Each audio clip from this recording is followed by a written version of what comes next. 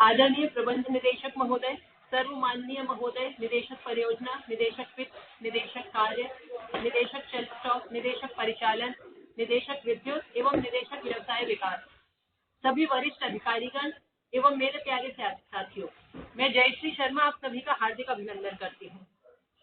Delhi metro ज्ञान सत्र 2021 में आप सभी का स्वागत है। ये प्रथम ज्ञान सत्र है जो हम ऑनलाइन माध्यम द्वारा संचालित कर रहे हैं। ज्ञान सत्र का आयोजन DMRC में बहुत समय से किया जा रहा है, जो DMRC के अपने कार्मिकों के प्रतिभा विकास की प्रतिबद्धता को दर्शाता है। हालांकि पिछले कुछ महीनों में कोरोना वायरस महामारी के चलते हम ये ज्ञान सत्र नहीं करा पा रहे थे। इस महामारी ने जीवन की गति को प्रभावित किया। हमारे जीवन काल में हमने प्रथम बार भारतीय रेल सेवा को रुकते हुए देखा। हमारी मेट्रो की रफ्तार भी कुछ रुक गई थी कुछ समय के लिए, किंतु इस विपदा को हमने एक अवसर के रूप में देखा और अपने ट्रैक की मरम्मत तथा रखरखाव का कार्य किया, जो अन्यथा संभव नहीं था। यह DMRC की कुशल नेतृत्व का परिचायक है। आंकड़े बताते हैं कि जिन संगठनों ने सक्रिय नेतृत्व नीतियों को अपनाया वे संकट से उबर पाए और जो हवाओं के बदलने का इंतजार करते रहे वह खत्म हो गए। इसीलिए विपदा के समय में बहुत जरूरी है कुशल नेतृत्व। आज के ज्ञान सत्र का विषय भी यही है, लीडरशिप इन क्राइसिस। ज्ञान का प्रवाह निरंतर रहे, प्रतिभाओं का समागम रहे, कोई भी बाधाएं रोक न पाए हमें, मेरा मेट्रो यूं ही चलता रहे। हम स्वागत करते हैं श्री सिद्धार्थ सुली का, जो आज के विषय के प्रशिक्षक हैं। श्री सिद्धार्थ एक सर्टिफाइड लीडरशिप कोच, व्यवहारिक कौशल फैसिलिटेटर और प्रमाणित संगठन विकास सलाहकार हैं। वह पीपल स्कल्पटर कंपनी के संस्थापक और CEO हैं। यह कंपनी व्यक्तिगत कार्य क्षमता को बढ़ाने के लिए और व्यक्तियों और टीम को उनकी पूरी क्षमता हासिल करने में सहयोग प्रदान करती है। उनके क्लाइंट्स की सूची में HP, मैकेन, फिलिप्स आदि शामिल हैं। ऑनलाइन शिक्षा के क्षेत्र में नामी यूडेमी पोर्टल में वे एक प्रीमियम शिक्षक हैं। वह भारत सरकार के लिए डिजिटल ट्रांसफॉर्मेशन का कार्य भी कर रहे हैं। विविध प्लानी से इन्होंने मास्टर ऑफ मैनेजमेंट स्टडीज किया है और AEP Kellogg business school north western univ America से किया है। मुझे लगता है कि उनके विस्तृत अनुभव और शिक्षा का पूरा व्याख्यान करना यहाँ संभव नहीं है, इसीलिए मैं अब श्री सिद्धार्थ को आमंत्रित करती हूँ कि वे इस कार्यक्रम को आरंभ करें। सिद्धार्थ जी, क्या आप सुन पा रहे हैं? जी हाँ, धन्यवाद for introducing me. Respected Managing Director Shri Mangu Singh Ji, the other members of the board, other directors, senior managers and other managers of DMRC. It's my honor to be talking to you today. I've had the privilege of speaking to many of your young managers, and I must say that I'm completely impressed with the kind of training and the kind of leadership that your organization has provided. I just wanted to ask, is it okay if I speak in English rather than Hindi? अगर मैं अंग्रेजी में ये presentation दूं तो क्या वो ठीक होगा? Yes, of course. Yes, sir. Okay, thank you very much. Thank you. मैं दोनों ही भाषाओं में दे सकता हूँ, लेकिन I have been talking on this subject in English, and suddenly to switch to Hindi may be a little difficult. So pardon me for that, but let's try do a bilingual approach. Okay, so we are in the midst of a major crisis, a crisis that the world hasn't seen since World War II. While there may have been individual crises here and there in the countries which may have been more severe, but this truly is this global pandemic is truly a global crisis. It has caused so much of disturbance and disruption in our lives. About more than 100 million people have been infected by this disease, and around 2 million people have died. And actually the numbers could be many more, because I'm not sure how many of them were detected and diagnosed properly, the world economy has shrunk by anything between 5 to 7%. And the same is true for our own country. So we are in the midst of a major crisis that impacts our lives seriously, and any crisis situation, and more so such a situation in which we are, is a defining moment for any organization and a test of any organization's leadership skills. And that's why I think we are making this kind of discussion. And, I want to make this more as a conversation. I know there are more than 100 people on this call, but I would try to make this a dialogue, and I have structured it in such a manner that I allow for interaction for the next 45 to 50 minutes as we go along. So, right. So, I have already been introduced, so I'm not going to talk about my introduction. So thank you very much for introducing me. And what I'm going to cover now for the rest of the session is I'll start with some kind of a understanding of what is a crisis, and then I'll come down to your role as a leader, and then I'll talk about the behaviors of leadership. Actually, the bulk of my session is devoted to leadership behaviors in a crisis, and we'll end up with looking at some of the opportunities which this crisis has thrown up before us, and perhaps the world post this crisis isn't going to be the same that we inherited in March 2020. This is basically the theme of this webinar, and as you can see that, it's a quotation by Publius. It says that anybody can hold the helm when the sea is calm, but it takes a skilled sailor to sail through rough seas. Smooth seas never made a skilled sailor. And it's my belief and a belief of a lot of behavioral scientists that leaders are forged in crisis. Okay, the crisis offers opportunities for our leaders to hone their skills. And Nancy Whitman, who's written a beautiful book on leading in a crisis, she says that leaders in a crisis are those people who help us overcome our laziness and selfishness, our weaknesses and our fears, to help our team do harder and difficult things which they may not be able to do on their own. So a crisis, I believe, is a moment for leaders and organizations to test their organization's skills. Just before I dive into what we know we will cover today, I just wanted to get a very quick comments, just 7-8 comments on what has been the key learning for you.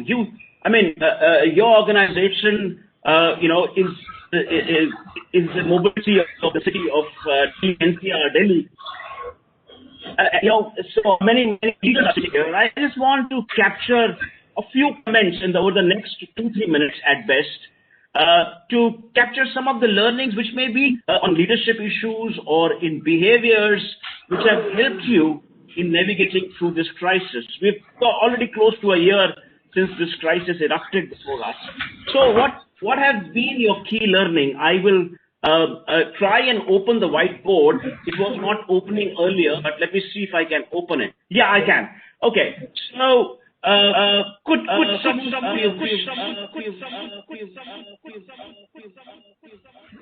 there's an echo coming.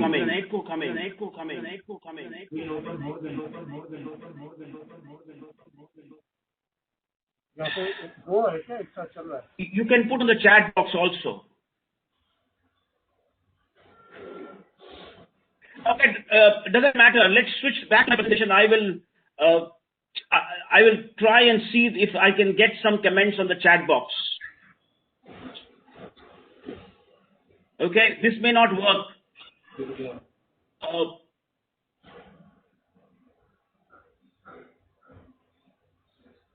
So I'm not in my presentation, so I may not be able to. You please open.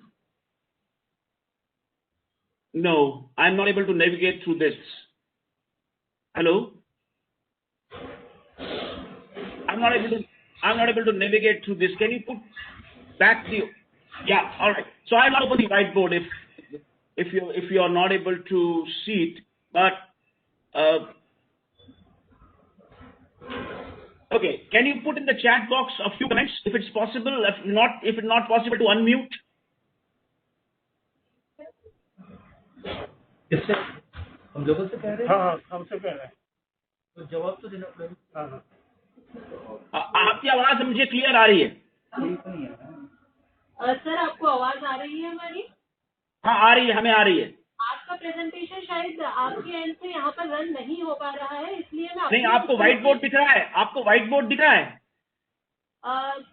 Sir नहीं दिख रहा है, इसलिए हमने आपका presentation जो हमारे पास था उसको हमने अभी स्क्रीन पे लगाया है। क्या आपको उसको देख अब पा दिख रहे रहा हैं? है? आपको अभी दिख रहा है प्रेजेंटेशन? यस, हमें दिख रहा है। हमें भी दिख रहा है। Okay Okay, so I'll not open the whiteboard. Okay, it's causing a confusion. So quickly, can we have a few comments before I move on?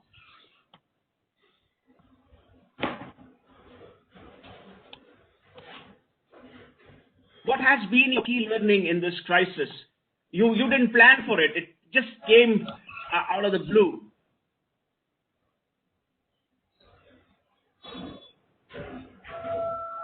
Future में भी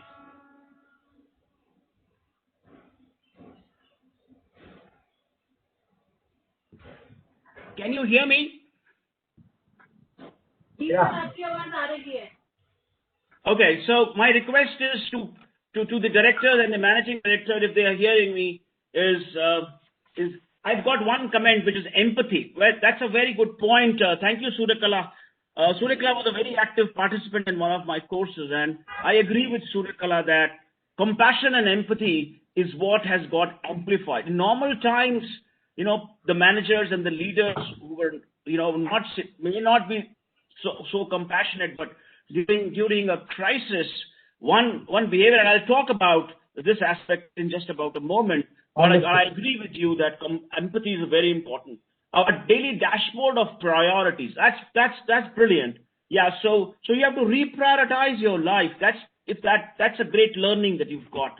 To be adaptive. So a crisis forces us to be much more nimble and flexible. And I'll talk about it in a moment, but that's a good point. And again, related with adaptation is the point about accommodation. Sangeeta Srivastava says that it has taught us to be more accommodative. And Sanjay is saying that detachment from the crisis. I'm not sure, Sanjay, what you mean by that. So maybe you can explain us. But Yamini has a very brilliant point. Yamini again was a very active participant in one of my programs, and Yamini says that quick decision making, and I'm going to spend time on this aspect of leadership in a crisis, is your ability to take quick decisions. And again, related with the point of compassion is Mr. Sakhuja to saying that care for others is equally important, and that's in the bucket of empathy and compassion. And then when Sumit is talking about flexibility. All right. Okay, great. Let's move on. And thank you very much for your inputs. I think it worked. This thing on the chat boxes worked. And Sanjeev, I'll just take the last comment. And Sanjeev is talking about leading decisively. So that's right. That's right. So I'll try and cover many of these things which have come up on the chat box in my detailed discussion. I'd like to make a comment since you. Yes, sir. Please go ahead. From MD or director. To me, actually, what is important for to deal with any crisis is to think post-crisis, what will happen. The crisis is there and it will go someday or other. But then we have to be ready to deal post-crisis. Absolutely. And therefore, take that time, take the crisis time to keep yourself, to make yourself ready make yourself stronger, make your organization ready to deal the post-crisis. Say in our case, we were sure that someday we have to reopen the system. During lockdown, the trains were stopped for almost 5.5 months. But we were very sure that someday we have to start. So for us, it was more important to keep ourselves ready and keep the things ready so that we can restart the services within the shortest possible time. Because we know our system is very complicated, very highly technical, and therefore keeping the system in a shutdown form for longer time will be a serious problem for post-lockdown. So this, to my mind, is most important and more relevant to deal any crisis. Make yourself ready for post-crisis situation. Thank you.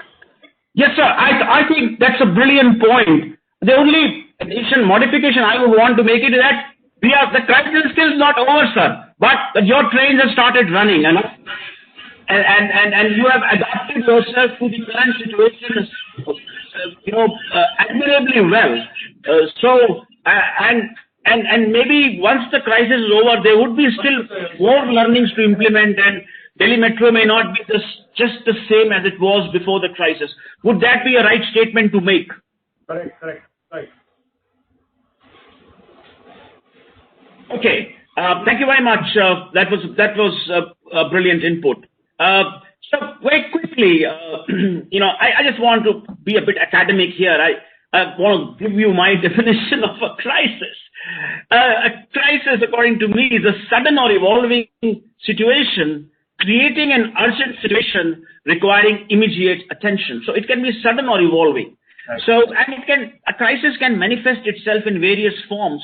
It could be a riot in Delhi, and that's a crisis for Delhi Metro, okay? Or God forbid, a flood in Delhi, and that's a crisis for parts of Delhi, and that could be a crisis. Or it could be a tsunami, it could be an earthquake, it could be a SARS, or it could be what we are witnessing now, the crisis inflicted due to COVID-19. And many people are calling this as a black swan event, which is an event which is of creating a huge impact, and which would not have been foreseen before.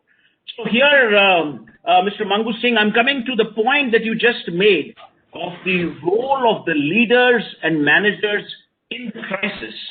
So what I really want to say in this slide is that the role of the leaders and the managers is twofold.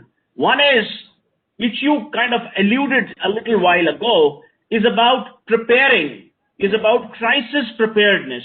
And that takes a lot of planning, that takes a lot of work. And that is, in terms of preventing an avoidable crisis or even an unavoidable crisis. So you prepare for an earthquake, or you prepare for a fire, you prepare for a riot. Many of these are avoidable, but many of them, like the Beirut blast, so many of these are avoidable, but most of them, I would say, in my experience, most of the crises are avoidable and very few are unavoidable. So that's the first bucket. The second bucket is that once the crisis has happened, then the organization must be geared to deal with the crisis. So if it can contain the crisis, as can happen in any kind of a strike, then you try and contain it. Otherwise, the last stage is to resolve the crisis, which means taking action, communicating, and collaborating. So I just wanted to give you a helicopter view of the role of leaders in a crisis. And related with this aspect is the positioning of the leaders and the managers. On one hand, your manager, your senior team works alongside the people who are managing the tracks and managing traffic and running the metros. And at another time, they are stepping back and diagnosing problem. So I use a beautiful phrase where I say that as leaders, you have to dance on the floor as well as learn to view the dance from the balcony. So it's dancing on the floor as well as viewing it from the balcony.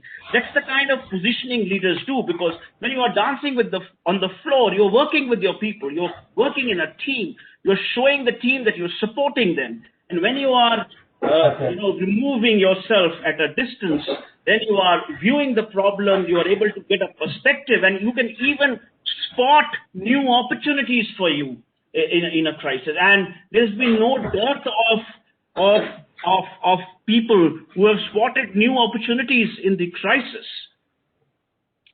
So I now want to shift gears to, while having kind of described what is a crisis and what is the role of the leader and the positioning of the leaders in a crisis, I want to spend a little time on specific leadership behaviors in a crisis. Okay, and here I have some beautiful statistics.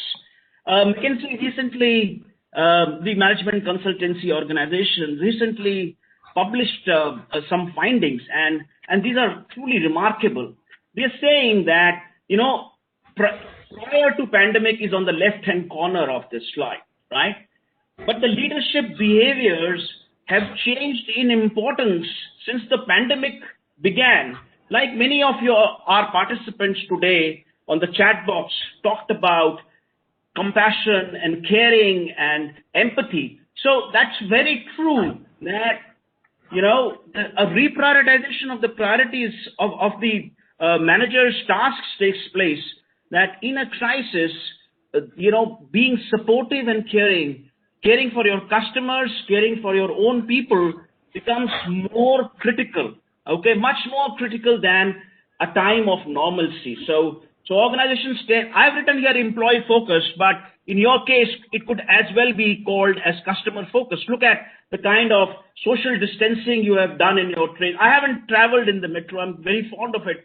But since you have restarted the services, I haven't done it, but I've only read in the newspapers about the way you have reorganized your systems to cater to the demand of the public of Delhi.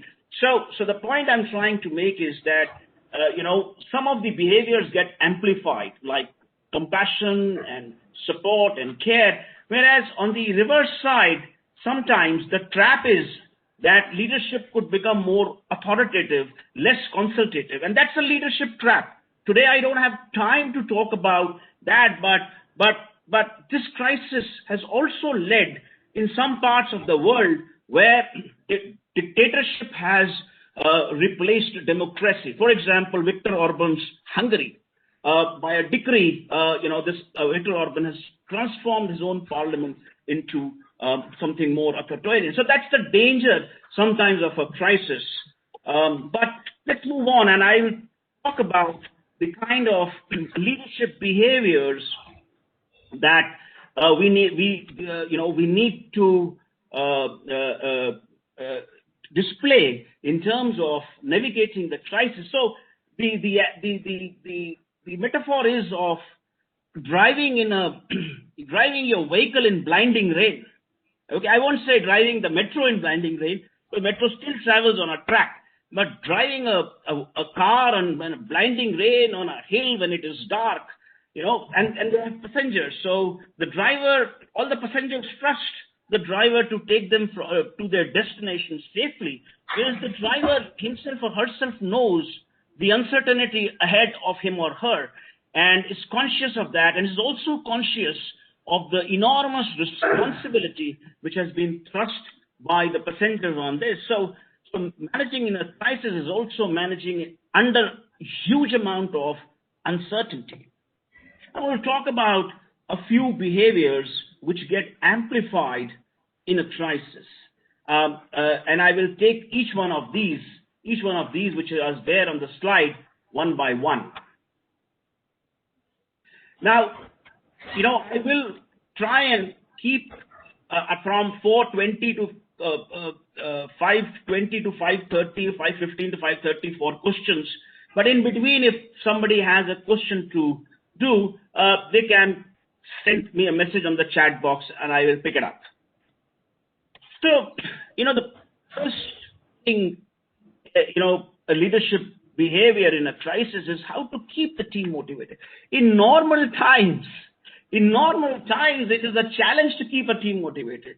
What do you do in a crisis? Okay, when there is emotional pressure, okay, there is so much of gloom and doom, and people are sick, and some of their close ones would have suffered or even died. And you can't, at the peak of the crisis, people couldn't step out of their houses. They were locked up, children with children and old parents, and children couldn't go to school. And if you had an emergency, you couldn't go to office. So there is a lot of emotional and psychological pressure in a crisis. And then on top of it, there's an economic pressure. As I said, there's a contraction of the global economy. The Indian economy for one quarter contracted by 24%, and overall for this year, the contraction is expected to be around 8% or so. That's the worst since the time of independence. So and millions of people have lost their jobs. So there is, it may not be the case in DMRC, but all around there is an economic pressure, and on top of it there is an emotional pressure. So how do leaders manage to motivate the team? I am consulting one organization, which is a petrochemical company, which did not even stop for an hour during the crisis. Entire period of lockdown, they continued to operate. That's the nature of the industry that they are in. And I hear tales of people of what they did and how they did it. And the junior manager said that, my manager kept on talking to me that how are you doing, and kept in touch with me, and had agendaless calls, okay, not linked with the task, but dissociated with the agenda, just asking about my welfare, asking about the welfare of my family.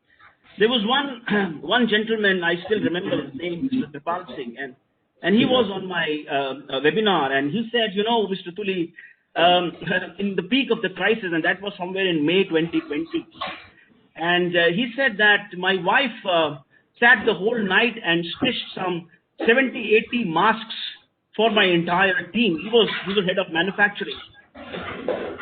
And he said that next day I distributed these to my team.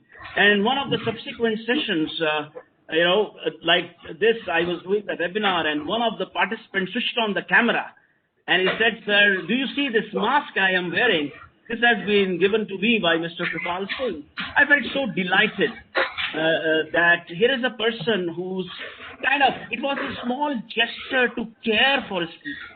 Okay? And it was not that this organization is a fairly rich organization. They could have afforded a lot of masks, but it was just one symbolic gesture of caring for the people. Okay? The second aspect is about curiosity. Now, like Mr. Singh talked about, so you have to experiment with new approaches in a crisis. Curiosity is nothing but a penchant for a new experience. Curiosity is nothing but a penchant for learning.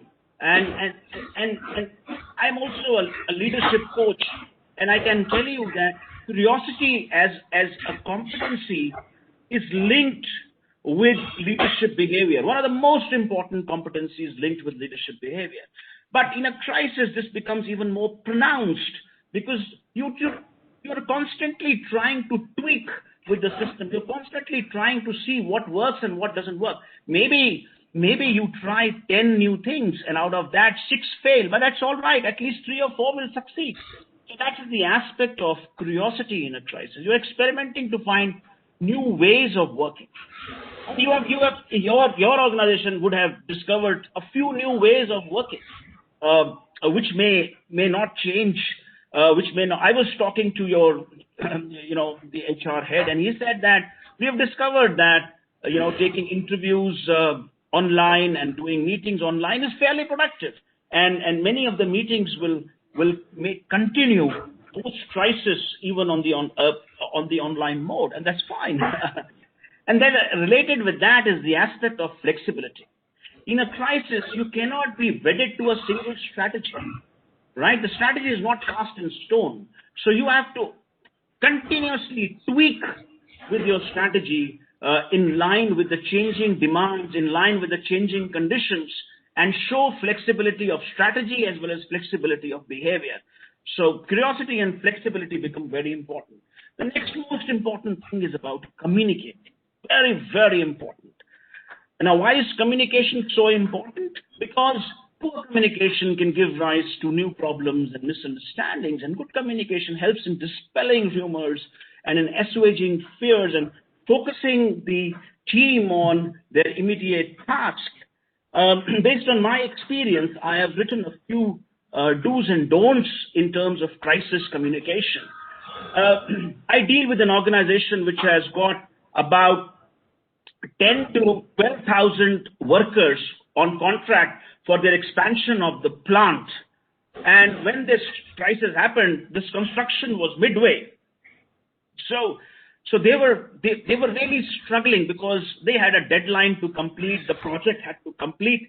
So I was talking to them and I said that try and make your communication as simple so that, you know, even the junior most contract worker can understand. Initially, you would recall that many organizations were struggling with social distancing, were struggling to get their people to wear masks, were struggling to tell their people to wash hands regularly. It may have become a routine nature now, a habit now. The habit takes a few weeks, a few months to, solidify. So that's the first part, and then you have to repeat the same message, maybe 30 times, 40 times for the message to sink in, and have a schedule.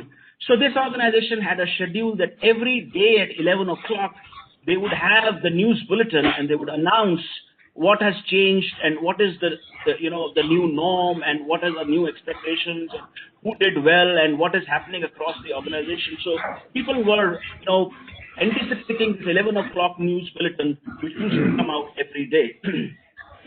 In terms of don'ts for the leaders, I think it's not a good idea to sugarcoat, to dilute the message. Your people need to know the reality of the situation.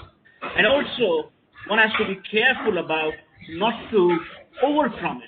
And in a crisis, you will never have all the answers. You can only say, to the best of my knowledge, I think this is what is possible, but I cannot say it with 100% guarantee. Now, this is an aspect which I want to spend a minute or so, which is the aspect of communication with transparency. And the first aspect is accurate description of reality. I'll give you two examples. I saw this wonderfully made web series called Chernobyl. And Chernobyl, as you would know, was one of the worst industrial disasters like the Bhopal gas tragedy, right? And HBO had this beautiful web series on 5 parts on Chernobyl. And there, there's a scene when this nuclear explosion takes place in the plant. The Soviet bureaucracy comes in and they have a discussion in their rooms. And they decide to cut off Chernobyl from the rest of the world. Those were not the days of email and mobile. Those were the days when snail mail used to prevail or a phone call. So they cut off all telephone lines and isolated Chernobyl and were not transparent with their people about what's happening. Had they been transparent, perhaps they could have saved many, many more lives, but they did not do so. Coming closer to 2020, what happened in China? This epidemic, not pandemic at that time, started really in China and in the middle of December, so to say. And by the last week of December 2019, there was one young doctor called Dr. Li who spotted that there were a lot of people with a new strain of pneumonia who were coming to the Wuhan hospital in China, and they were dying. And he wrote this in the social media, in their equivalent of WhatsApp, and that post became viral. But he was pulled up and reprimanded by the local police and forced to issue an apology. Ultimately, it's sad that Dr. Li himself died, and then he was made a martyr by the country. But that's another story. What happened after this is that when this became viral in the social media is that in China, from January 4, 2020 to January 23, 2020, for all these days, China did not report a single new case of COVID, of corona virus infection, whereas the reality was that this infection was still spreading wildly in China.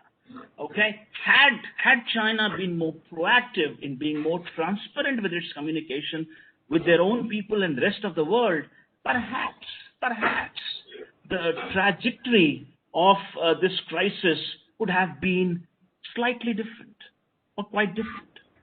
Okay, and it's only on March 23rd when one of the most severe lockdowns was imposed on the city of Wuhan, and on 30th of January, just a year earlier, the World Health Organization declared it has to be a public health emergency, and on March 11th, it was declared as a pandemic by the World Health Organization. Why am I saying this? I'm saying this is that in a crisis, communicating with transparency becomes very critical. And the second point is give people what they need to know. So I don't have time for this, but the point I'm trying to make is that the nuance of the communication also has to change with the stage of the crisis. Just as an example, in the initial stage of the crisis, the people are confused, people are anxious, people need clear instructions. So most of your communication needs to be on instructions. Whereas as now, at the time now has come where, things have changed and people have internalized the instructions, people are ready for change and their sense of loss. So you need a lot of internalizing. You need to have a lot of communication on how to adjust post-crisis, something what Mr. Singh alluded a little while ago. So just quickly, I thought I will mention this point, that the nuance of the communication in the crisis changes with the stage of the crisis. And then another important aspect is the integrity between our actions and words. Kathni or karni mein antar nahi hona chahiye. So you practice what you preach, and that's how the leaders will build credibility. And lastly, leaders do need to take feedback of what's working and what's not working. Now, this is one of my favorite slides. This is about compassion and decisiveness. Let's take compassion first. The people in the organization look up to the senior management team, the leadership team, as a picture of unflappability, picture of confidence, right? Whereas the managers also need to be human. They need to understand what their people are going through, the kind of suffering that each of their employees is going through or their team members is going through. So that's what many of the participants today alluded when they were talking about the need for caring and empathy. And I am taking it a step further and I say, as I showed you in the McKinsey slide, that this becomes very much pronounced in a crisis. The need for compassion. I have a beautiful word for this. I'm saying leaders need to know where their team members are on the grief curve. I repeat, the leaders need to be sensitive to the feelings of their team members and need to know where each and every member of their team is on the grief curve. So that's compassion in a crisis. And related to compassion is decisiveness. Again, this point came up on the chat box at the beginning of the session, which is you need quick decisions in the crisis. In normal times, you can get along in life without taking a decision or swimming with the tide, right? But in a crisis, it becomes far more critical for the leadership to take decisions. And very often, and I'll talk about it in a moment, very often the input is not perfect. The information is not perfect. But I think you still have to take decisions. The only point I want to raise here is that, sometimes there's a myth that in a crisis, only one leader can take the decision. And maybe at the end of the session, I would want some of the leaders here to talk more about it. But the reality is that the best decisions get taken when the stakeholders are consulted. The best decisions get taken when people who are impacted by the decision are consulted before the decision. Okay? So I am not saying that there should be a vote for consensus, but I think there should be a voice. people's voices need to be heard and decisions need to be discussed and debated within the time available before a final decision is taken. That becomes very critical. Otherwise, it can have serious consequences. Very quickly, some of the lessons for decisions in uncertainty. The first lesson is that every crisis has a recovery window when fast action can minimize damage. You know, if you have a heart attack, if you have an accident, if you have a hemorrhage, if you can take the patient within an hour to the hospital, there's a good chance that you will be able to save the patient. So similarly, in a crisis, you don't have a big window of opportunity to take the decision. You have to take the decisions. It may not be 1 hour, but it is not a long period of time. The second lesson is that you will never have the full information. You will never have all the information or resources to take. It has to be, and sometimes for that reason, the decision is not a perfect decision. And the third lesson is that you have to jump in. You have to jump in and take a decision because it's never going to be perfect. I'm almost at the end of the managerial behaviors, and this is a beautiful slide. This talks about resilience of managers. What is resilience? Resilience is your ability to bounce back from adversity.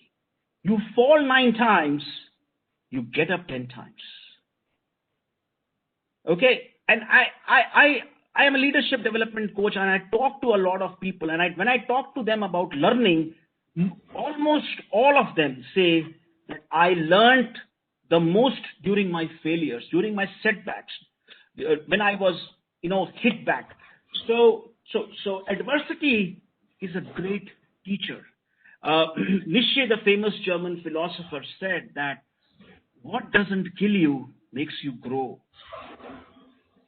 And Khalil Gibran has also made the famous quote from Khalil Gibran, which says, out of suffering have emerged the strongest souls. The most massive characters are seared with scars. So failures and suffering is a great teacher. It helps develop our character. It helps us understand our relationships. We get to test our values and our beliefs.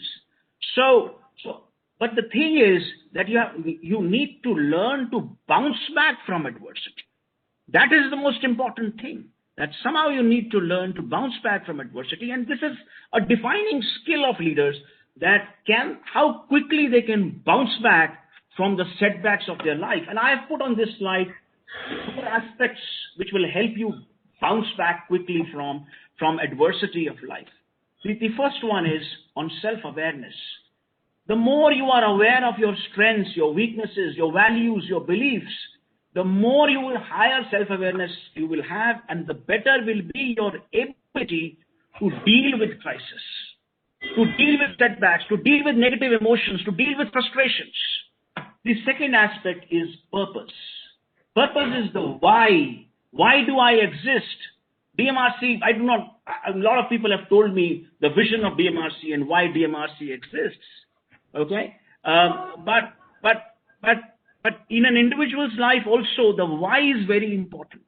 The purpose of our living. And there's a beautiful book, In Search of Meaning by Viktor Frankl. He was a Holocaust victim, in Nazi Germany.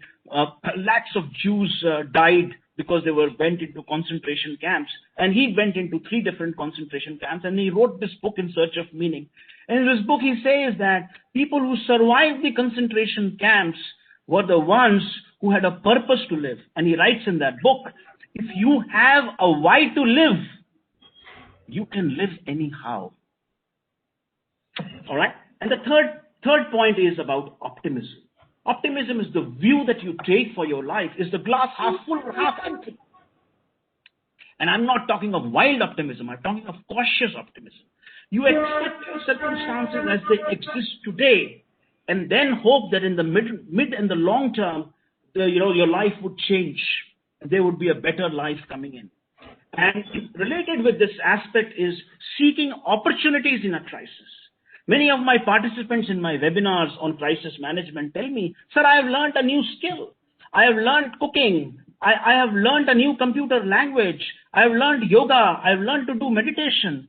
So that is people trying to find an opportunity in the crisis. And the last is about self-care, a very, very important thing for leaders in a crisis. What does self-care mean? Self-care means sleeping well. Self-care means doing adequate exercise. Self-care means eating a balanced diet, hydrating yourself properly. Try and take regular breaks, some meditation, some yoga, so that you have a coping mechanism to the stress. This is not a 100 meters dash. This is not a 50 or a 100 meter dash. It's a marathon lasting into months and, God forbid, years together. Okay? So you need to recoup your energy back. And how will you recoup your energy back? These are some of the ways that you can do it. If you keep on draining your energy and you don't recoup, your body resistance will go down. You will get exhausted. You will fall down. But your intention is to run a long race, and you continuously need to re-energize yourself. And to that extent, this kind of rejuvenation becomes very important. That brings me to the end of the managerial behaviors. I just want to wrap up, and then I will take your questions. Is that you also, learn from the crisis. That's why I started off this presentation about what has been your learning. Because if you do not look at the learning, you will repeat the same mistakes. So you have to sit down with the team and ask yourself the very question. Begin from start to finish, and then say, what could we have prevented this crisis? What warning signals did we see or not see? All right. I had a few exercises, but this is my last slide. Would we, and I go back to what Mr. Singh said, would we return to the same world post-crisis? Would we return to the world of February or January 2020 in 2021 or 2022, whenever that happens? What's your answer? What's your answer? And I'll take your answer in a moment. My answer is that the world will be different. The world, as Mr. Chaudhary said, will see a lot of smart working practices, extension of smart working practices. We will see greater automation and more flexible working. We are already seeing the impact of digitization in businesses like retail, in banking, in entertainment. All right. So we will see more and more automation. Maybe we'll see more driverless metros. Okay. And last point is what Mr. Singh also talked about. Maybe a better crisis preparedness and more effective business continuity risk management. And if we succeed, then maybe the best legacy of this crisis will be a new spirit of collaboration. I have stuck to my time, and now I open up the forum for your questions. It was a short period of time. I have a huge volume of work on this, but it's okay. So let's have a few questions, and let's have some interaction for the next 12-13 minutes.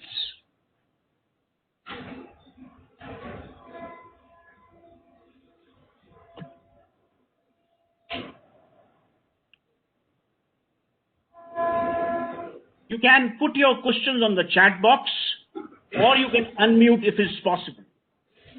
So should we start with the boardroom, or would you want your other participants to raise any question?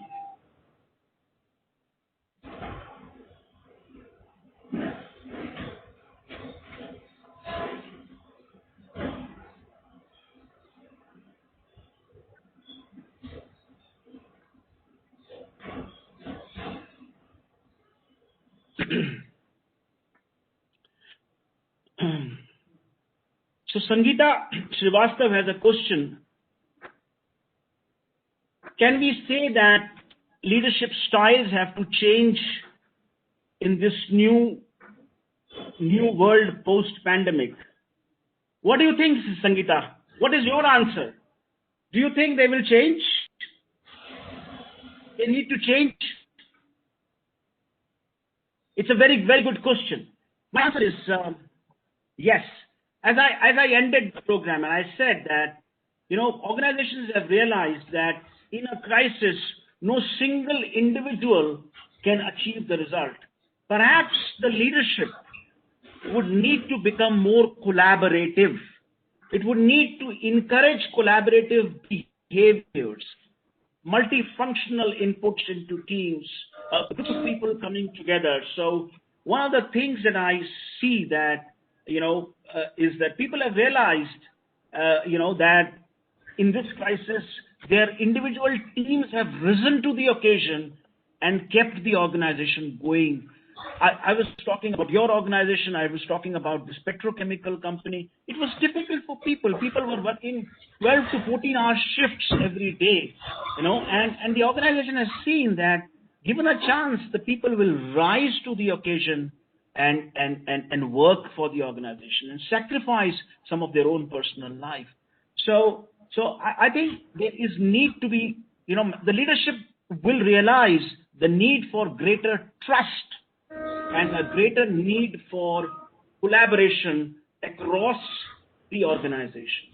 And also, I would say that the leadership has realized the need for, they have realized that we can take quick decisions, right? And we can turn it around. So probably, I think it would also have an impact on the quality and the speed of decision making. Right, Sangeeta? So these are the two things that I see very clearly in terms of leadership styles. And the third thing is that maybe the leadership becomes more empathetic, which goes with the spirit of collaboration and which goes with the spirit of decision making. Maybe we become more empathetic in our dealing with our teams. We try and understand their problems and then try and solve them rather than shooing them away. That was a great question. Any other question? Sir, there's always been a dilemma on mind for this the time of crisis management. You just mentioned about empathy and compassion as a leader handling crisis. Now, for a doctor, if his son is on the operation table out of an accident and he is to operate upon his son, and if he starts showing compassion, and surely it's a crisis, if he starts showing empathy and compassion, I'm sure he will never be able to perform an operation because of the relation and blood relation. So how would you react to this situation? Which of the two is the attribute which is preferable during crisis, or is there a thin line between the two? When you are traveling in the aircraft, you always hear this announcement, and Sanjay, it puzzled me like it's puzzling you. What do they say? कि हवा में दबाव के कारण air mask नीचे गिर जाएगा, right? And then they said कि पहले आप खुद का एयर मास्क पहने और फिर आप अपने साथी का, जो आपके साथ बैठे हैं, जो भी हैं, उनका एयर मास्क लगाएं. So I would say, Sanjay, that the same kind of thing will happen here. Maybe and it's not such black and white, right? Maybe, if he is empathetic and he has been compassionate, there'll be several people whom he can nudge and say that, why don't you go and deal with this while I attend to this immediate crisis at home? Okay? So if there is a crisis in the family in DMRC, if somebody is seriously ill, the board of directors is sitting here, would they expect them to leave the sick child and come and attend to the duty in DMRC? I don't think the answer is yes. So I would say that you need to look after your family first and then go and work in the community. My vote will go for that, Sanjay.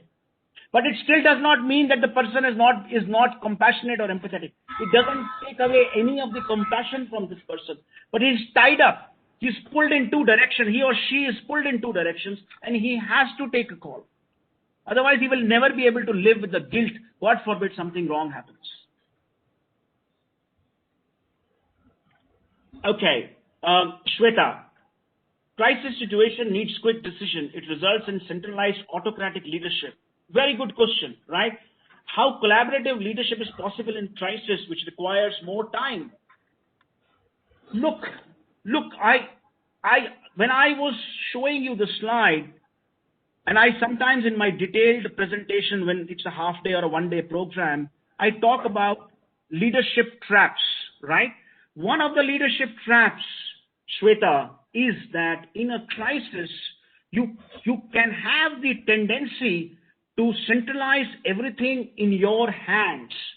Whereas we are talking in a crisis to be more collaborative, to delegate more, and that is working more. If there's a blowout on a rig, then you need several agencies. You need the geophysicists, you need the environmentalists, you need the PR people, you need the people who are spraying water. You need collaboration amongst multiple functions to put out that blowout or fire in the ocean. Okay, so it's not a single individual's effort. So crisis cannot be dealt with individually. But it can happen, and it has happened in the world. I gave you the example, and there are multiple examples of Brazil and many other countries, of Philippines, where the leadership has become more autocratic, and that is the danger that you should not slip into in times of crisis.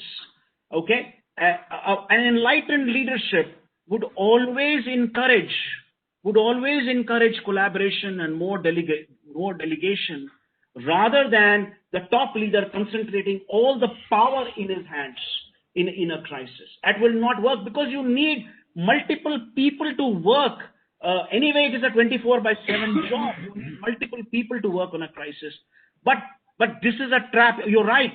And the world and the crisis leaders have fallen into this trap. I can't deny that. Did I answer your question, Shweta? Sabina, should leaders develop a creative out-of-box thinking to deal with crisis or follow standard SOPs? Brilliant question. Okay, I in my talks, I normally say that rules and SOPs are sometimes made for normal times, and sometimes you have to bypass your rules in a crisis. Let me give you an example. I work for different organizations, and for one organization during a crisis, I was giving online webinars, and the company rules prescribed that I send my invoices as a hard copy. Okay, they were very particular that they will not entertain a digital copy. Okay, so but in March, on March 23rd, all courier agencies went out of operation, and there was no way till June or whatever time, end May, that I could have sent them a hard copy of my invoice. So they were flexible on their SOP, and they said that during this period of crisis, we appreciate that you cannot send us a hard copy. Please send us a signed scanned copy, and that will do. That's one example. There are many more examples where the organization, was to take a decision with the committee, but then because of the crisis, they bypassed it. They had to store their petrochemicals, and there was a time in the crisis when the oil demand really went down. There was surplus glut of oil the world over, and people have no storage space. So this person gave me an example that how, instead of going to the technical evaluation and then, inviting bids, they talked to their top management and said that, look, we are evacuating. We need to evacuate our products, and there's no way that we are going to spend that kind of time. Allow us to do this process and award this bid to this person in this crisis, and they bypassed that SOP for that moment. But look at what happened in Vizag. Look at the LG. There was a major gas leakage of styrene in Vizag in May, when the lockout was about to be lifted, or May or June 2020. They did not follow the SOPs for safety. Okay, before opening up their plant, they did not do a missed accident analysis, and that SOP of safety was violated. In their hurry to open up the plant, they made certain shortcuts, and styrene, there was inadequate refrigeration in the styrene plant, and styrene above a particular temperature leaked, and then it caused deaths of 11 people, and many other people were hospitalized in Vizag. So why I say that sometimes you have to be loose on your SOPs. You cannot be loose on SOPs which are a matter of life and death, particularly on safety. धन्यवाद सिद्धार्थ। मुझे लगता है ये crisis हमें बहुत कुछ सिखा कर गई है। हमने कुछ बहुत महत्वपूर्ण बिंदुओं पर आज चर्चा की है। किसी भी विषम परिस्थिति से निपटने के लिए एक लीडर का क्या रोल है और किस तरह से हमें तैयार रहना है। कोरोना वायरस के इस अनुभव के बाद निश्चित ही ऑर्गेनाइजेशन की प्राथमिकता बदली है। आज हमारे पास अवसर है, हमने स्मार्ट वर्किंग के माध्यम को अपनाया है और हम उसे और आगे लेकर जाएं, चाहे वही ऑफिस हो, ऑनलाइन मीटिंग या फ्लेक्सिबल वर्किंग हो। हमें अपनी प्रक्रियाओं में और ज्यादा फुर्ती और ज्यादा एजिलिटी और रिस्पॉन्सिवनेस लाने की जरूरत है। अब मैं प्रबंध निदेशक महोदय से निवेदन करूंगी कि कृपया वे अपने ज्ञान वचन हमारे साथ साझा करें।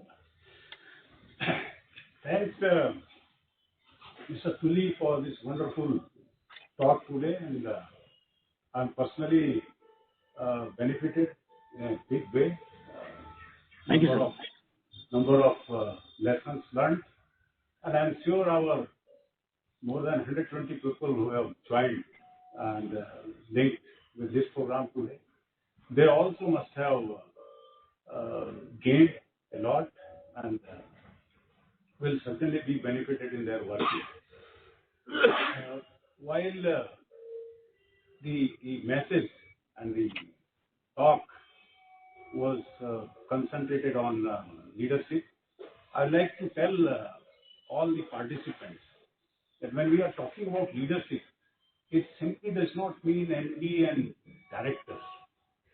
It is a very sort of a relative term. Leadership is a very relative term. And particularly in our scenario, in working of metro, a train is stuck up at a station or somewhere in the tunnel. It's a crisis there, and the people dealing there, in charge, in the control, or the station controller there at the station, he has to play a very important role as a leader, how to lead that crisis situation.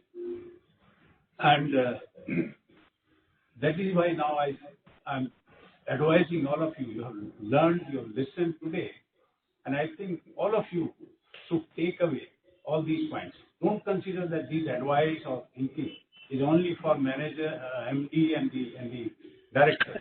This is applicable to all of you, all those who are listening. And I'm sure this today's talk certainly must have sharpened your thinking about the leadership, and you also feel yourself a competent leader as and when any crisis comes in your area of working. So with this, I once again thank Mr. Tuli for your wonderful talk, and also thank our team led by ADHR for organizing this. Thank you. Thank you very much. Thank you, sir. Thank you. Thank you very much. Thank you. आप सभी का धन्यवाद इस कार्यक्रम में आज सम्मिलित होने के लिए। धन्यवाद श्री सिद्धार्थ तुली जी। Thank you. Thank you very much. I enjoyed it. Thank you.